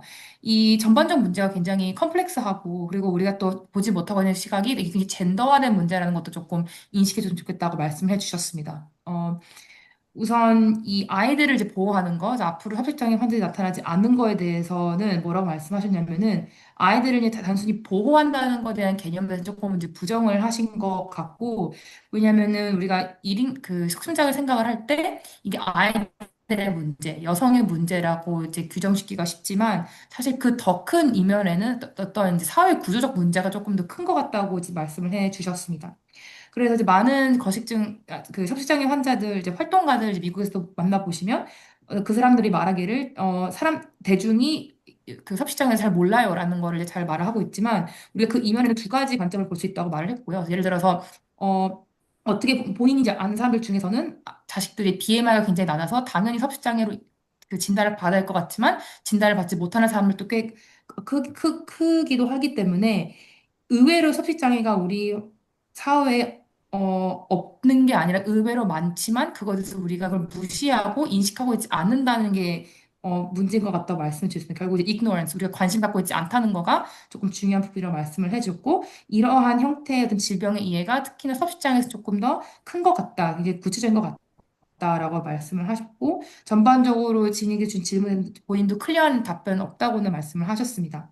또 중요하게 말씀하신 거는 이제 본인도 이제 역사학자로서 이 석식장애를 우리가 이해를 할 때 과연 이거에 대한 궁극적 우리의 목표가 진단율을 줄이는 거냐라는 어떤 질문을 한번 던질 수 있을 것 같다고 말씀하셨는데요. 본인이 생각하기에는 단순히 진단율을 낮춘다고 해서 우리 사회가 더 나은 방향으로 가고 있다고 말하기 조금 어려운 것 같다고 말씀을 하셨습니다. 그래서 본인이 하고 있는 많은 연구의 부분들은 결국 70년대에 이제 처음 시작하게 되고 아직도 고착되어 있는 섭식장애에 대한 인식과 우리가 이해하는 방법을 보면은 이제 굉장히 그리고 몸에 대한 어떤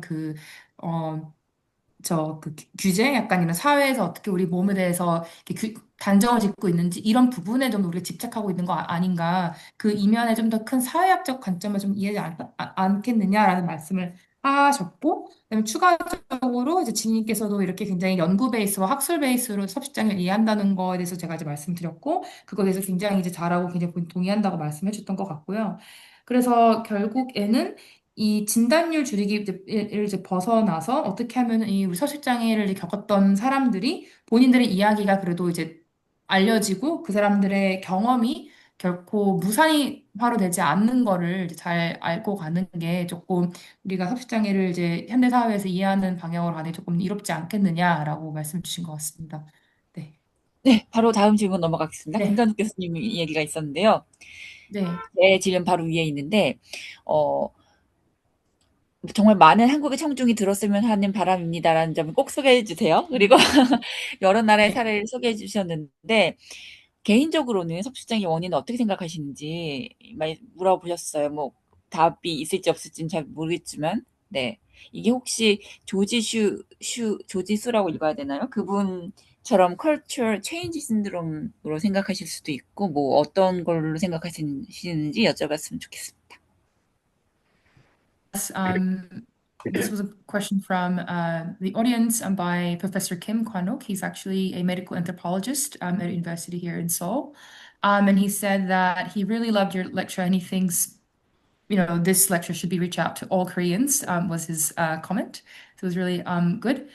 The crux of the question is, what do you think is the cause of eating disorders? Because when you mention about Holocaust, and thinking about a lot of different frameworks from different historians, is it due to it could be thinking of cultural context, capitalist context, and so on. So what's your opinion on it? Well, I can say thoughts I have about that. I don't have any, of course, I don't know, right? But of course, I study all the different hypotheses and I can say where I stand on some of them. So one is, I think it is a modern phenomenon. This has become, especially in America, but also in Europe, the focus on genes and brain studies has, in this weird way, removed this question of causality and encouraged people to think that, and I see this in my students, even just like normal teenagers, this idea that all of these illnesses are, everybody's always been anorexic, everybody's always been bulimic, and I think that gives people the sense that these things can be cured. This clearly gives people the sense this can be cured by attacking the gene or changing the brain waves. And I don't personally think that. Like, I don't think that overall approach towards mental health is, I'm very biased. I think it's deeply flawed. And I certainly don't think eating disorders are a timeless component of the human condition. Although I think disordered eating in one form or another is, but the specific afflictions that we think of as eating disorders, I think they really are 20th century. I do think they really are a post-war phenomenon. As a historian, I do think about like the specifics, like, is it significant that it starts to rise in the 30s and 40s? But then, what is the specifics? But I do think it's a 20th century phenomenon. And I do think it really takes off in the 70s and 80s. And, I do think a lot about neoliberalism and economic and social structures. I think a lot about trauma. So one of the things that I look at in my work are in the book project I'm working on, is I've kind of focused on two particular forms of trauma, sort of sexual trauma and intergenerational trauma. So that's like inherited kind of collective trauma, both of which obviously Korea has experienced in abundance in the 20th century. But they're sort of thought of in very different ways in terms of how trauma is related to disordered eating. But I've also, in my just talking to random people who had eating disorders, I am struck by the variety of traumas that are linked with disordered eating. So that clearly seems relevant. But again, trauma is not uniquely 20th century. So the question is, what's going on? I don't know. All I can say is I feel like this profound loneliness and isolation that really takes off in the late 20th century to me seems really relevant. And that is not a Western experience or an American experience. They're really all. And the other thing I should say, I don't know. I don't know. I'm a historian of the food system. And I do feel like in the 20th century, just the whole food economy was so radically remade, which I feel like sounds sort of foolish. Like, did fast food create disordered eating? And of course it didn't, but I do somehow feel like the relationship between humans and food systems got so ruptured that it's very hard to I think eating becomes very fraught. And like, beyond even people having eating disorders, eating is so fraught in so many ways for everybody. I mean, and I do feel like this is, in some sense, one expression of a real crisis, analogous to the climate crisis or something like that, that people are dealing with. And of course, because food is how we relate to our own bodies, right? It's how we create our own bodies, and it's how we relate to other people. I mean, it's eminently logical that this would be, if this gets messed up, you have like a total breakdown. So I I don't have a good answer. I'm a historian. I get to say it's not my job to answer that question really, but I do. I mean, that's that's all I've come up with at this point. That's all I can articulate, I think. Yeah, thank you. 역사학자로서 이제 이 섭식장애를 이해하는 관점이 어떻게 보면 이제 임상학자와 좀 다를 수 있다는 걸 조금 이제 마지막에 말씀을 해 주신 것 같고요. 그래서 결국 섭식장애가 왜 생기느냐에 대한 질문에 대해서는 당연히 보이는 답이 없지만 어쨌든 이게 이제 20세기 들어와서 나타나게 된좀 그 모던한 그런 현상이라고 이제 말씀을 해 주셨습니다. 그래서 우리가 특히 근래에 들어서는 많은 뭐 뇌과학 연구도 이제 있었고, 그다음에 우리가 이런 정신과적인 영역을 이해를 할 때, 뭐 유전자라든지 아니면 이제 뭐 신경정신학 그런 이제 뭐 영역이라든지 그런 거를 이제 생각을 하면서 어떻게 인과관계에 대한 걸 좀 집착을 많이 하는 것 같다는 이제 그런 이제 말씀을 해주신 것 같고, 이제 그러한 방향으로 우리가 섭식장을 이해하기 때문에 당연히 이게 원인이 있으니 치료도 할 수 있다라고 좀 그렇게 쉽게 규정 짓는 것 같다고 말씀을 하셨는데 본인이 이제 개인적으로 믿기에는 어떠한 유전자를 우리가 치료한다고 해서 섭식장이 없어진다라고는 그거는 아닌 것 같다고 이제 본인은 생각한다고 이제 말씀을 해주셨습니다. 그리고 두 번째 파트로 넘어가서는 이제 어쨌든 20세기 들어서는 뭐 신자유주의도 있었고 그다음에 경제의 큰 변화도 있었고 이제 트라우마에 대한 생각을 조금 많이 하시게 됐다고 했는데요. 특히 트라우마 같은 경우에는 섹슈얼 트라우마도 있고 그다음에 세대 간의 트라우마 특히 한국에서 특히 저희는 이제 전쟁 이후에 그걸 많이 겪었기 때문에 이제 그거에 대한 부분을 이제 말씀을 해줬던 것 같고 그렇지만 이제 본인이 직접 섭식장애를 겪었던 환자들과 대화를 하면서 이 외에 굉장히 다양한 종류의 트라우마가 있다는 것을 알게 되었다고 했습니다. 그래서 이 세 가지가 어떻게 보면은 섭식장애를 조금 이제 생성에 조금 영향을 미친 요소들이 아닌가라고 말씀을 해주셨고 이제 마지막에 두 가지를 조금 더 애드해서 말씀하셨는데 첫 번째는 본인이 생각하기에 이제 뭐 섭식장애뿐만 아니라 많은 이제 정신과적 이런 이슈들에 있어서는 이제 특히나 90년대 이후에 들어와서 고독, 고립이 조금 가장 큰 이제 원인이 아닌가라는 생각을 하셨고, 이 고독과 고립은 이제 비단 서구권뿐만 아니라 동양권에서 지금 현재 일어나고 있는 부분이라서 그러한 것들이 좀 많은 이제 이슈들을 트리거한 것 같다고 말씀하셨고, 마지막에는 우리가 또 한번 생각해봐야 되는 게 특히 지난 20세기 동안에 식품 산업이 급증하게 발전을 하면서 인간과 음식의 관계가 그동안 우리가 알고 있던 것과 좀 다르게 교란된 것 같다고 말씀을 하셨습니다. 그래서 먹는다는 행위가 우리가 이전에 알고 있던 먹는 행위가 좀 다르다는 점 그런 걸 이제 역사학적 관점에서 말씀을 해주셨습니다. 제 영문 질문을 포스팅 해주셨던 그분이 출판사 편집자분인데, 저도 질문이 있습니다. 라고 얘기를 해주셨어요. 강의를 들어보니, 여태까지 섭식장에 대해서 배웠던 것들, 그 지식 자체가 서구 중심적이고, 자본주의와의 연관 속에서만 섭식장애를 정의하는 것이었던 것 같고, 그 지식이 어쩌면 한국인이나 아시아인들이 자신의 기반으로부터의 섭식장애에 대한 지식과는 좀 동떨어지게 만들었던 것일 수도 있겠다라는 생각을 했다고 어떤 방식으로 우리는 섭식장애에 대해서 접근하고 배워야 할지 고민이 됩니다라고 썼습니다.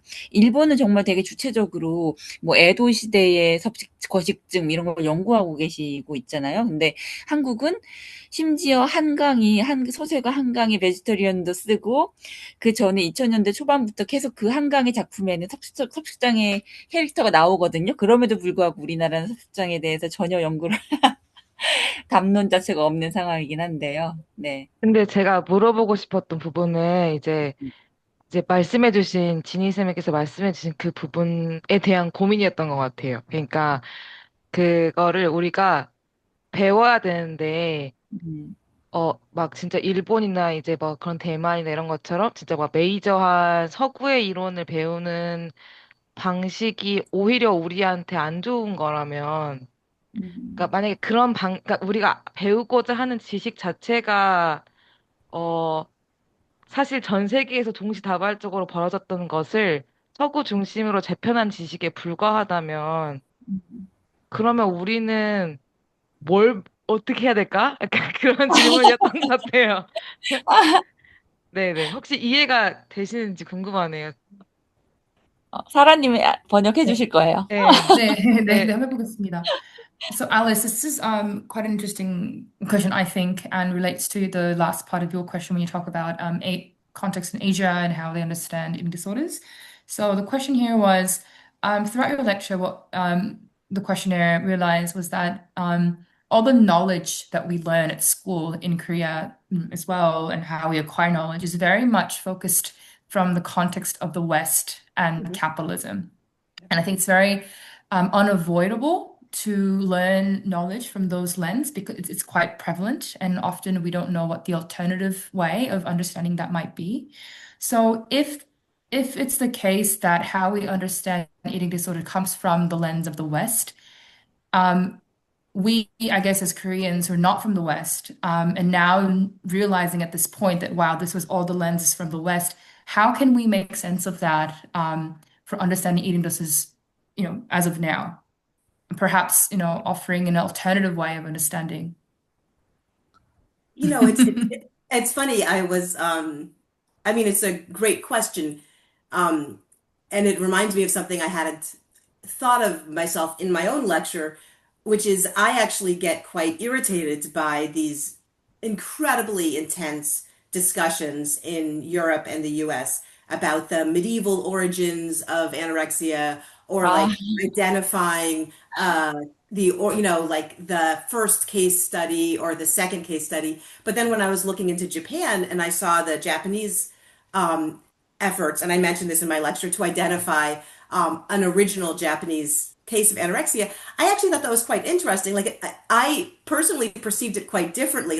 And I was like, oh, like you just saw this effort to establish your own story of disordered eating. And I realized, I mean, it sort of shifted my perspective on thinking about these questions. But these are questions of storytelling, right? Like, what story do we want to tell about the sicknesses that we have? And stories shape reality. So I don't think that's an empty process. I mean, so this is a very good question, and I don't have a good answer. But I guess as a historian, my sense is I always think it's really important to think about the specific history of where you are and who you are and what your situation is. So, from my perspective, the effort would be to understand disordered eating as a Korean phenomenon in Korea, because it is, right? I think this idea of the movement, of this Westernization discourse, in some sense, I guess I'm less concerned about the specific information that's being taught, but then this idea of, starting somewhere and moving out, that I think is very harmful, is wrong. I mean, and so, yes, I was, as you were speaking, I was remembering I briefly talked about that Fiji study, and it was hard for me to articulate exactly why I found it so stupid, partially because the data is so clear. I mean, like no eating disorders, and then TV comes on and everybody's. I mean, it's like it's like the most incredible case study you could ever imagine, right?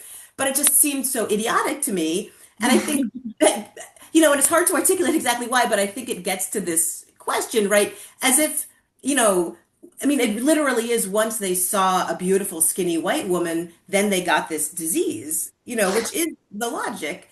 And it's absurd, really. And I think that is, the space of Fiji is completely absent from this conversation about eating disorders, right? Yeah. And the reality of what it means to live in Fiji, which I think is pretty intense in the 1980s. I mean, there's a lot going on. And I would assume that's my sense of how that would be true in Korea, right? So there are these, and mentioning trauma, there are these layers of specific trauma that are Korean traumas.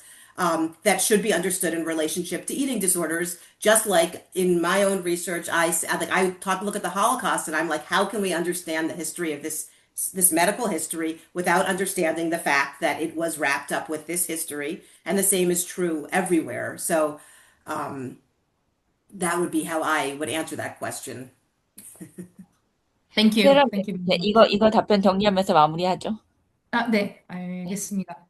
네, 우선 굉장히 네, 좋은 질문이라고 말씀을 하셨고, 이제 본인도 이제 관련 학회를 갈 때, 이 섭식장애를 이제 많은 심지어 다른 학자들 생각하기에는 이게 뭐 중세 시대부터 생각해 왔다라는 굉장히 이제 서구 중심적 어떤 역사 관점에서만 섭식장애를 이해하는 걸 보고 좀 답답해할 때가 있었다고 말씀하셨습니다. 그래서 아까 이제 마지막에 소개해 주신 이제 일본의 사례들이 굉장히 본인한테는 좀 참신하게 다가왔었고, 그리고 그들이 이제 주체적으로 자기들의 섭식장애를 정의하는 것, 첫 번째 케이스를 이제 그 연구하는 것들이 좋은 어떠한 예시인 것 같다고 말씀하셨고요. 그래서 결국 이제 그 안에는 이제 역사학자이시다 보니까 그 스토리텔링이 이제 관건이라고 이제 말씀하셨고, 그리고 간혹 이런 우리가 어떠한 사건이나 이제 역사에 대해서 이야기를 전달하는 거가 또 현실과 또 이렇게 연결을 시킬 수가 있다. 그래서 스토리텔링이 현실을 또 현실을 이해하는 데 영향을 준다라는 이제 말씀하셨던 게 좀 중요한 포인트였던 것 같습니다. 그래서